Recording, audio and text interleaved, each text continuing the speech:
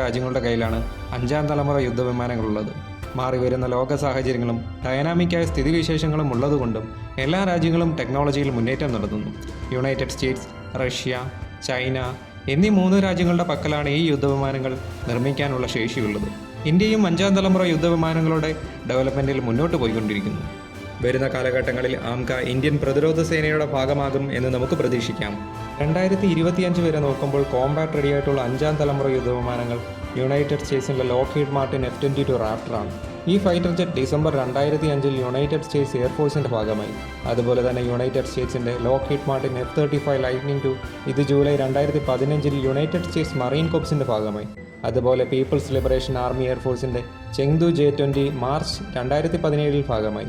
ഷെങ്യാങ് J-35 September 2025 People's Liberation Army നേവിയുടെ ഭാഗമായി. റഷ്യയുടെ സുഖോയ് Su-57 25 ഡിസംബർ 2020 റഷ്യൻ എയർഫോഴ്സിൽ സർവീസിൽ പ്രവേശിച്ചു. സൗത്ത് കൊറിയയുടെ കായി KF-21, ജപ്പാന്റെ മിത്സുബിഷി X2, മിത്സുബിഷി FX, UK-യുടെ ടെംപെസ്റ്റ്, ടർക്കിയുടെ കാൻ എന്നീ രാജ്യങ്ങളും അവരുടെ 5 ആറാം തലമുറ യുദ്ധവിമാനങ്ങൾ നിർമ്മിക്കാൻ ശ്രമം നടത്തുന്നു.